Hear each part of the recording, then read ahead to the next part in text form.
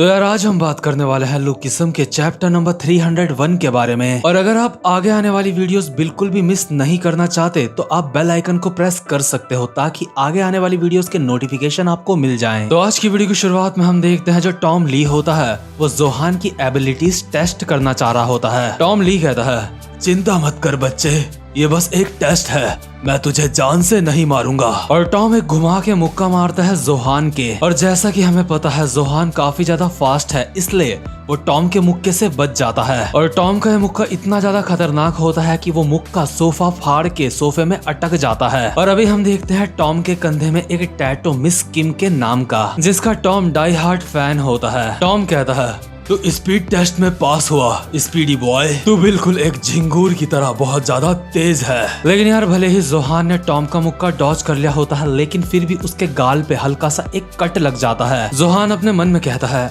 ये सुअर अपने वजन के हिसाब से बहुत ज्यादा फास्ट है। तो खैर अभी जो पूरा का पूरा सोफा होता है वो टॉम ली के हाथ में फंसा हुआ होता है। टॉम कहता है, अरे ये तो मेरे हाथ में फंस गया। तो ठीक है, अगला टेस्ट है पावर टेस्ट। तू जानता है एक मर्द को बहुत ज्यादा पावरफुल होना बहुत जरूरी है, क्योंकि औरतों को सिर्फ तेज लड़के पसंद नहीं आते। अगर तुझे एक मर्द कहलाना है तो तेरे पास मेरी तरह मजबूत जांघें होनी चाहिए। लेकिन यार जोहान कहीं भी फालतू की बातें सुनने में इंटरेस्टेड नहीं रहता, इसलिए जो जोहान होता है डायरेक्ट एक मुक्का मारता है टॉम ली के मुंह पे। टॉम ली की नाक से इस एक मुक्के की वजह से खून निकलने लगता है, लेकिन फिर भी उसके चेहरे में स्माइल होती है। टॉम कहता है, अरे गजब बच्चे, तू दोबारा से पास हो गया, लगता है तू पैदा ही दिल तोड़ने के लिए हुआ है। तो अब तेरा अगला टेस्ट है। लेकिन टॉम की बात पूरी होने से पहले ही जो जोहान होता है टॉम की ठुड्डी में एक खतरनाक सा मुक्का मारता है। टॉम मुक्का खाने के बावजूद भी कहता है, मैंने अभी तक तुझे टेस्ट नहीं बताया है। लेकिन यार जोहान रुकने वालों में से नहीं है। जोहान एक लात मारता है टॉम के मुंह पे। टॉम कहता है, अबे मैंने अपनी जीभ काट ली। लेकिन जोहान एक और लात मारता है टॉम के मुंह पे। टॉम कहता है, एक आदमी के लिए उसकी जीभ बहुत ज्यादा जरूरी होती है। टॉम ये सारी बातें बस बोले जा रहा होता है, लेकिन जोहान रुक नहीं रहा होता, वो बस टॉम के अटैक करे जा रहा होता है। जोहान एक और मुक्का मारता है टॉम के मुंह पे, लेकिन टॉम अब भी बोले जा रहा होता है, ये सब तेरी गलती है, मिस किम को ये बिल्कुल भी अच्छा नहीं लगेगा। और जो टॉम के हाथ में सोफा फंसा हुआ होता है टॉम सीधा घुमा के मारता है उसे जोहान के मुंह पे। और जोहान इस अटैक से काफी दूर जाके गिरता है। टॉम काफी ज्यादा इम्प्रेस होके कहता है, मुझे लगता है मैंने ऐसा कुछ इस उम्र में पहले भी देखा है। ये दुनिया सच में काफी ज्यादा बड़ी है।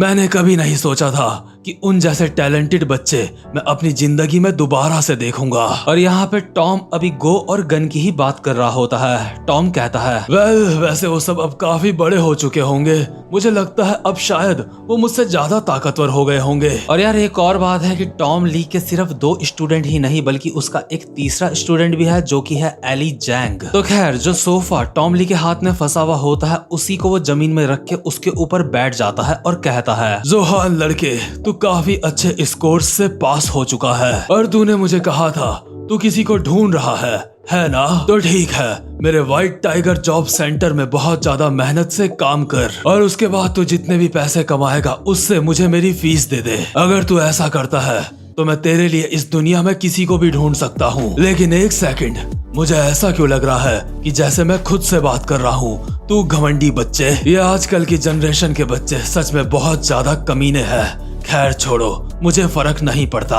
और यार आजकल की जो जनरेशन होती है टॉम ली उसको कहता है जनरेशन एक्स। जोहान अपने मन में कहता है, आखिर ये जनरेशन एक्स क्या है? जोहान टॉम को कहता है, मैंने ऐसा तो नहीं कहा कि मैं यहाँ पे काम करना चाहता हूँ। टॉम कहता है, इसके लिए बहुत देर हो चुकी है बच्चे, तू मुझे पसंद आ चुका है और अब तू मेरा हुआ। सीनियर मैनेजर किम, आखिर तुम इस बच्चे के बारे में क्या सोचते हो? मैनेजर किम कहता है, वेल मुझे लगता है ये बच्चा काफी ज्यादा कमाल का है, मैंने ऐसा बच्चा बहुत समय से नहीं देखा था। टॉम कहता है, हमारे व्हाइट टाइगर जॉब सेंटर का ये एक नया मेंबर है मैनेजर किम, इसको बिल्कुल अपने बच्चे की तरह रखना। तो चलो अब वक्त है इसको अच्छे अच्छे कपड़े पहनाने का। इसे वर्कर गैंग के तीसरे एफिलिएट के प्रेसिडेंट के लिए काफी अच्छा दिखना जरूरी है। और टॉम ली की बात से तो अभी ऐसा लग रहा है जैसे कि जोहान को ये थर्ड एफिलिएट का प्रेसिडेंट बनाने वाले हैं। तो खैर ये चीज हमें बाद में पता चलेगी। इसके बाद सीन शिफ्ट होता है, हम देखते हैं जेस को जो अभी एक बंदे को पेल रहा होता है। जेस इस बंदे के बाल पकड़ के कहता है,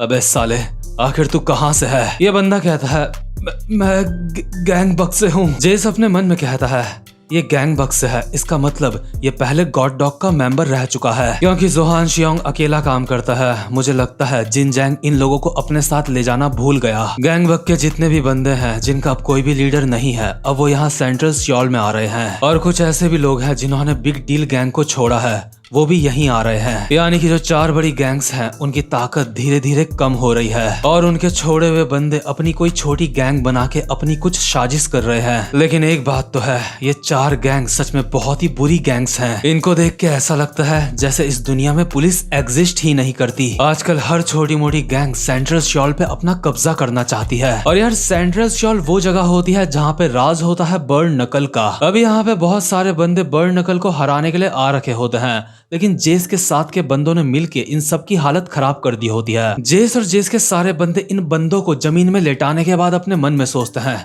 सालो बर्न नकल इस तरह से अपना काम करती है। जेस कहता है खैर जो भी हो, इन लोगों की वजह से हमारी गैंग अब पहले से ज्यादा स्ट्रांग हो रही है। हमारी गैंग के सारे लोग अब पहले से काफी ज्यादा सीरियस लग रहे हैं। और अभी हम देखते हैं 7 मिनिस्टर्स के 4 बंदों को। और भाई लोग आपको बता दूं, ये जो 7 मिनिस्टर्स बंदे होते हैं ये वहाँ पे नहीं थे जहाँ पे जेस लोगों की हॉस्टल गैंग के बंदों से फाइट हुई थी, बल्कि उस वक्त तो वहाँ पे बहुत ही कम बर्न नकल के बंदे आ रखे होते हैं। असल में बर्न नकल के अंदर काफी सारे बंदे हैं जो उस फाइट में मौजूद नहीं थे। तो खैर ये जो 7 मिनिस्टर्स वाले बंदे होते हैं ये काफी ज्यादा जोश में होते हैं। इनमें से एक कहता है चलो जैसे हम पहले हुआ करते थे हम वैसे ही हो जाते हैं। दूसरा बंदा कहता है बहुत वक्त हो गया जब से हम गैंग में नहीं आए थे। अगला कहता है अगर हम रक्षा नहीं कर सकते तो हम बर्न नकल नहीं हैं। जेस अपने मन में कहता है लगता है सच में अब वक्त आ गया है अपनी ताकत को एकजुट करने का। जो अपमान हमने उस दिन सहा था वैसा अपमान अब हम दोबारा कभी भी नहीं सहेंगे। जेस अपने बंदों को कहता है अरे वैसे वास्को भाई कहाँ हैं? ये बंदे कहते हैं क्या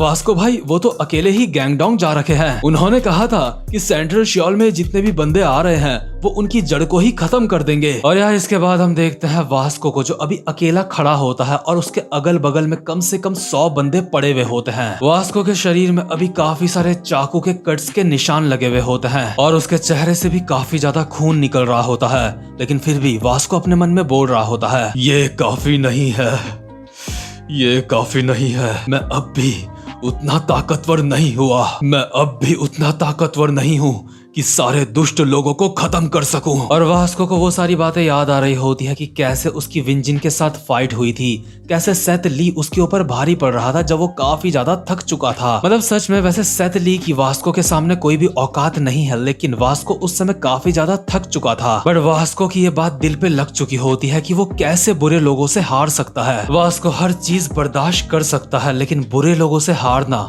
उसको बिल्कुल भी मंजूर नहीं है। वास्को अपने मन में कहता है मुझे और ज्यादा ताकतवर बनना पड़ेगा, मुझे और ज्यादा मेहनत करनी पड़ेगी। इसके बाद सीन शिफ्ट होता है और हम देखते हैं विंजिन को जो अभी एक पत्थर को खींच रहा होता है, जिस पत्थर के ऊपर मैरी किम बैठी हुई होती है। मैरी कहती है अबे गधे कम से कम अपने कपड़े तो पहन ले, मुझे तो लगा था तू सिंगर बनना चाहता है, आखिर तो दोबारा से वर्कआउट स्टार्ट क्यों कर रहा है? विंजिन कहता है ये मैं अपनी रक्षा के लिए कर रहा हूँ, सी मिडिल स्कूल के बंदे मुझे मारने के लिए ढूंढ रहे हैं। और विंजिन अपने मन में सोच रहा होता है मुझे बस 1 महीने की जरूरत है, 1 महीने के अंदर मैं अपने प्राइम स्टेट में आ जाऊंगा और उस 1 महीने के बाद उन हरामखोरों को मुझसे कोई नहीं बचा सकता। मैरी किम कहती है गधे अपने कपड़े पहन ले तू। इसके बाद सीन शिफ्ट होता है और हम देखते हैं एनिमेशन एंड कॉमिक डिपार्टमेंट का सीन। यहाँ पे जो टीचर होता है अभी लेक्चर दे रहा होता है और कहता है तो बच्चों आखिर एक असली रोमांस क्या होता है? एक असली रोमांस इंसान के दिल पे प्यार को जगा सकता है, वो मुर्दे को भी जिंदा कर सकता है। एक असली रोमांस किसी बूढ़े को उसके बचपन में वापस लेके जा सकता है। तो तुम्हें पता चला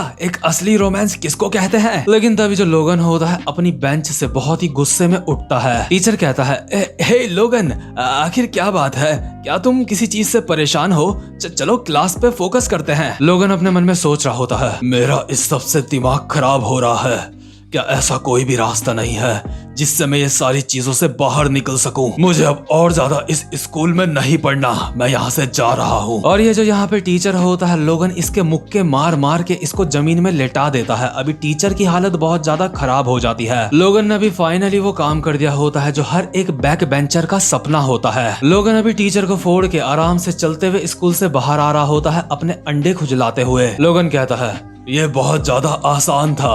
और इसके बाद लोगन एक कार के अंदर बैठता है जो कि स्कूल के ही बाहर खड़ी होती है। जो कार के अंदर बंदा बैठा होता है, लोगन उसको कहता है, मैंने स्कूल छोड़ दिया है, अब मैं तुम्हारी जिम्मेदारी हूँ। और यार कार के अंदर होता है इस वक्त हमारा गो कहता है, क्या अबे साले, आखिर तू मेरी जिम्मेदारी कैसे हो गया बे? तेरी जिंदगी तो पहले से ही बहुत ज्यादा झंड थी और अब और ज्यादा झंड हो गई है, तो इसमें मेरी क्या गलती? और वहाँ पीछे वाली सीट में क्यों बैठ रहा है बे? यहाँ आगे आके बैठ, मैं तेरा ड्राइवर नहीं हूँ, तू ड्राइव कर कार को। लोगन कहता है, मेरे पास ड्राइविंग लाइसेंस नहीं है। गो कहता है, अबे साले, तुझे इस बात से कब से फर्क पड़ने लगा? लोगन कहता है, बातें बहुत हुई, चलो अब वर्कर गैंग की थर्ड एफिलिएट में चलते हैं। गो कहता है, अबे साले, तेरे कपड़ों में जो खून लगा है उससे तो मेरी कार की सीट गंदी कर देगा। तो खैर इसके बाद सीन शिफ्ट होता है और हम देखते हैं डैनियल के घर का सीन। डैनियल अपने मन में सोच रहा होता है, तो इस तरह से फोर्थ एफिलिएट खत्म हो गई। लेकिन ये जो फोर्थ एफिलिएट वाला किस्सा था, इससे मुझे काफी कुछ नया सीखने को मिला है। जो मेरा दूसरा शरीर है, मुझे इसके बारे में भी कुछ नई चीजें पता चली हैं। और मोटा भी अपने दूसरे वाले शरीर के ऊपर ही बैठा होता है। और यार डैनियल को अब तक जितना भी अपनी दूसरी वाली बॉडी के बारे में पता चला होता है, हम देखते हैं एक जगह पे वो सब कुछ लिखा हुआ होता है। और यार यहाँ पे जो कुछ भी लिखा है, मुझे लगता है आप सबको पहले से ही पता होगा, क्योंकि यहाँ पे कोई भी नई बात नहीं लिखी है। क्योंकि डैनियल ने जितना कुछ देखा है,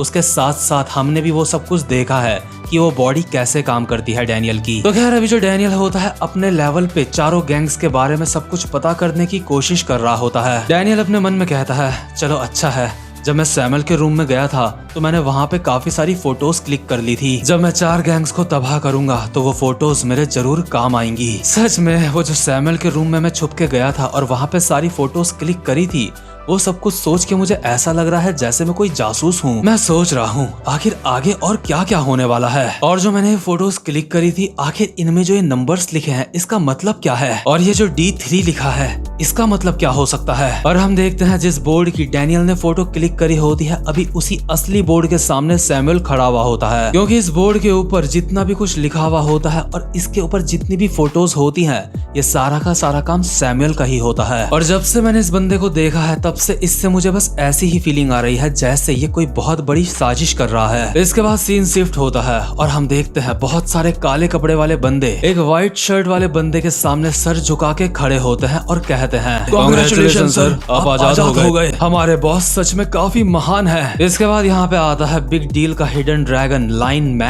मैन कहता है, कांग्रेचुलेशन सर, सच में आपको जेल से बाहर देख के मुझे काफी ज्यादा अच्छा लग रहा है। हम सब आपका बहुत ही ज्यादा बेसब्री से इंतजार कर रहे थे। और अभी हम देखते हैं यहाँ पे जेसन और ब्रैड को, और इसके बाद हम देखते हैं जेरी क्वान को, जो अभी अपने घुटनों में होता है और उसके हाथ में एक ड्रेस होती है। जेरी ये ड्रेस जेक किम को देते हुए कहता है, कांग्रेचुलेशन बॉस। जेक ये काला कोट पहनता है और कहता है, तुम सबका बहुत बहुत शुक्रिया, सच में जेल से बाहर आके काफी अच्छा महसूस हो रहा है।